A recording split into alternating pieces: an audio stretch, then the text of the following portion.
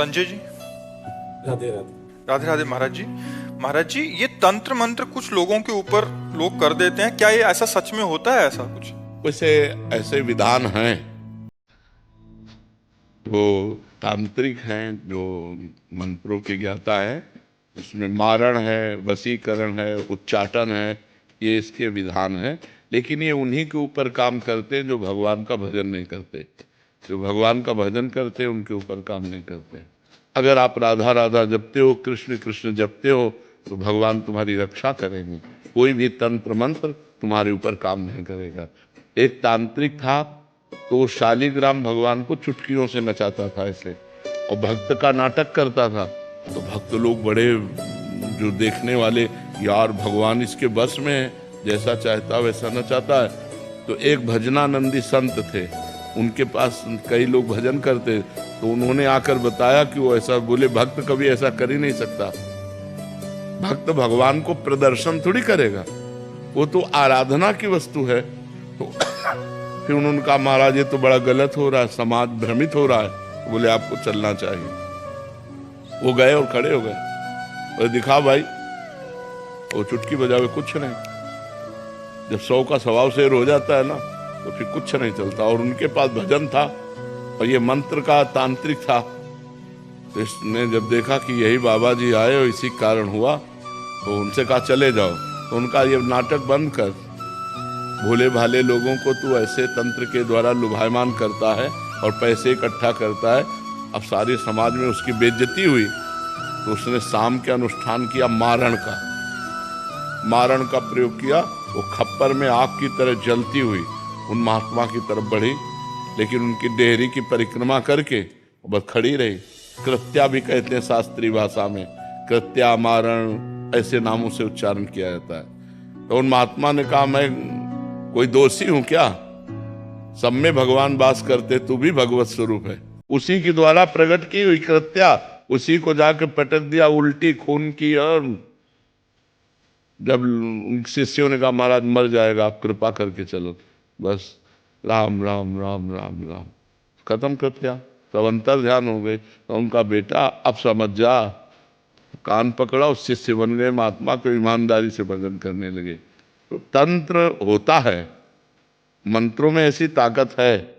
मारण, वशीकरण, उच्चाटन, ये सब हो सकता है, लेकिन ये उन्हीं के ऊपर होता है जो भगवान का नाम जप नहीं करते। अगर नाम जप कर रहे हो तो तुम्हारे ऊपर मारण, वशीकरण, उच्चाटन ये सब कुछ नहीं होगा। भगवान के नाम में अपार सामर्थ्य है। राक्षस लोग बड़े मायावी थे, लेकिन राम राम जपने वाले विभीषण के ऊपर कौन सी माया थी? हनुमान जी के ऊपर कौन सी माया उन्होंने डाल दी? कुछ नहीं कर पाए। सिया जी के ऊपर कौन सी माया डाल दी? जो भगवान में चित्त जोड़े हुए हैं, उनके ऊपर माया का कोई प्रभाव नहीं पड़ता है। ये तंत्र मंत्र तो बहुत छोटी सी बात है। एक बड़ा तांत्रिक था, वो सन्यासियों को परेशान करता था। तो धर्म सम्राट करपात्री जी उनके पास गए और कहा, नारायण नारायण नारायण, और कहा जितनी तेरे में ताकत हो अब लगा तंत्र की। चरणों में गिर गया था। बोले आपके ऊपर हमारा तंत्र कोई काम नहीं करेगा। जहाँ नारायण नाम है, राम नाम है, कृष्ण नाम है, राधा नाम है, हरि नाम है, जहाँ पाप करने वाले लोग हैं उन्हीं के ऊपर उनका प्रभाव पड़ता है। ऐसा है कि तुम्हारे ऊपर अगर तंत्र कर दिया जाए तो तुम परेशान हो जाओगे। तुम्हारे ऊपर मारण लगा दिया जाए तो 10 दिन में मर जाओगे। अगर 1 दिन का लगा तो 1 दिन में मर जाओगे, 1 महीने का लगा तो 1 महीने में मर जाओगे। ऐसे हैं, मंत्रों का प्रभाव है, पर वो अच्छे से अनुष्ठान करेगा तब आपके ऊपर प्रभाव पड़ेगा। महाराज जी, जिनके ऊपर ऐसा हो गया है, उनके परिवार वालों को लगता है कि इसके ऊपर हो गया, तो अब वो क्या करें? भगवान का नाम कीर्तन घर में करवावें और भगवान की कथा और भगवान का नाम जप करें, सब ठीक हो जाएगा। को अलग से संकल्प करना पड़ेगा या ऐसे ही हो जाएगा? ऐसे ही शुरू कर दे। ऐसे 1 घंटा नाम कीर्तन करवावे, नाम जप करे, भगवान की कथा, भगवान शालिग्राम विराजमान कर ले। घर में नाम कीर्तन जिसमें होता है, नाम संकीर्तनम यस्य सर्व पाप प्रणाशनम, 1 घंटा नाम कीर्तन करे, कोई भी अमंगल नहीं होता। महाराज जी, अभी एक कोई जने आए थे, वो कह रहे थे कि इन पे ऐसा हो गया, तो हमने यही उपदेश दिया कि नाम, कह रहे कि नाम इनसे होता नहीं है नाम जप, और एक नाम सुनते हैं तो फिर बहुत विकल हो जाते हैं ये। मतलब जिन पे ऐसा हुआ है महाराज, वो सुनना भी नहीं चाहते जिसके ऊपर। नहीं तो फिर यही तो दुर्गति है, यही तो दुर्गति है। तो मतलब उनको बिठा के ऐसा हाँ, बिठा के जबरदस्ती सुनाना चाहिए, वो निश्चित खत्म हो। उनको कह रहा है कि इनको कष्ट होता है कि जब नाम हाँ, कष्ट, क्योंकि वो मंत्र का प्रभाव है इसलिए उसके ऊपर है। नहीं तो नाम जप से भूत प्रेत उतर जाए, सब सब सब ठीक हो जाए। नाम जप में बड़ी सामर्थ्य है, बड़ी सामर्थ्य है। एक बार हम SMC में थे तो एक को भूत आया, तो वहां लाए, तो हम कोई झाड़ना फूकना तो जानते नहीं, हम नाम जपना शुरू किया और चीखने लगा। हमारे जी वो कह रहे थे कि और अब कहा इनसे दूर ले चलो, इनसे दूर ले चलो। हमका बैठल अब थोड़ी देर बैठा रहा, बोला हम जा रहे हैं। हम कहाँ जाओ? और ठाकुर जी को भोग लगा के जब जल चरणा में तो जल उनको दिया तो खत्म हो गया, चले। ये अपवित्र आत्माएं होती हैं, अपवित्र जगह प्रवेश करती।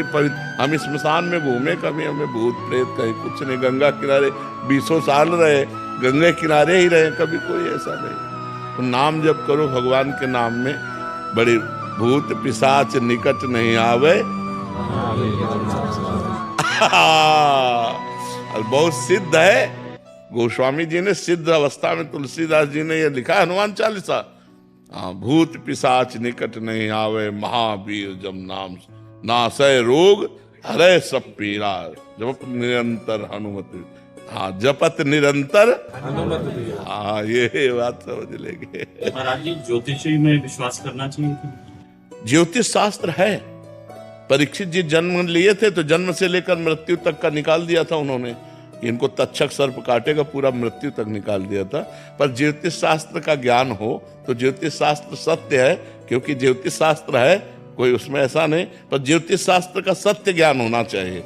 मतलब किसी को गलत उपदेश दे करके और उसको भयावह परिस्थिति में करके अर्थ लेने की वासना ना हो, और ज्योतिष शास्त्र का ज्ञान हो तो सही सटीक जन्म से मरण तक का हिसाब बता देगा। जन्म से मरण तक? हाँ, जन्म तक जिससे मरण तक का हिसाब बता देगा। ज्योतिष शास्त्र सत्य है, इसमें कोई संशय नहीं है।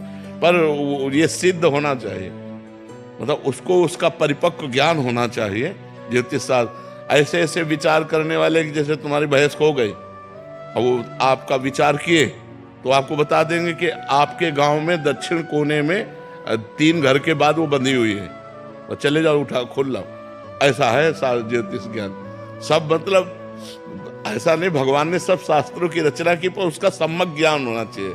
सम्यक ज्ञान होने से ही उसको जैसे हम किसी शास्त्र के अनुमानता, तुम्हारी जी सिद्धि, जैसे किसी के मन की बात पढ़ लेना, या हाँ, ये भी सिद्धियां हैं, ये भी सिद्धियां। ये स्वतः अंदर आ जाता है। हाँ, अगर हम वो मंत्र सिद्ध किए हुए हैं तो आप जो ये, अच्छा आपका ये नाम है, आप अमुक जगह से आ रहे हैं, आप ये सोच कर आ रहे हैं, तो आपके होश उड़ जाएंगे।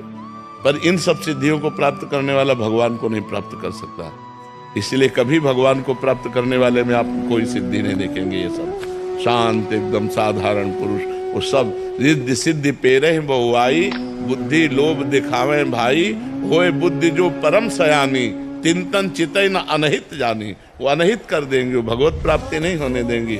इसीलिए जो सिद्ध संत होते हैं वो भगवान के प्रेम में डूबते हैं, इन सिद्धियों के चक्कर में नहीं पड़ते। ये सिद्धियां तो बहुत छोटे से थोड़े वजन में आ जाती हैं कि आप क्या सोच रहे हैं, आपका क्या नाम है, आप कहाँ से आए हैं, ये बहुत छोटी छोटी बातें हैं, ये कोई बड़ी बात नहीं है। इन सब बातों को तो बहुत क्रॉस करके तब आगे बढ़ा जाता है परमार्थ में। अगर इसको स्वीकार कर ले तो फिर भगवान के दर्शन और भगवान का प्रेम नहीं मिलता। तो ये जीवन भगवान के दर्शन के लिए कि तुम्हारे मन की बात जानने के लिए? अपने मन की बात जान करके तो जिंदगी बर्बाद हो रही है, औरों के मन की बात जान करके इतना बोझा कौन ढोए। महाराज जी और भी सिद्धियां होती हैं? बहुत सिद्धियां। महाराज जी आपने बताया था कि जल पे चलना, हाँ, जल को स्तंभित करके चलना, पहाड़ में भी प्रवेश कर जाना, एक ही समय में कई जगह उपस्थित हो जाना, एक ही ये बड़ी सिद्धियां हैं। एक ही समय में कई जगह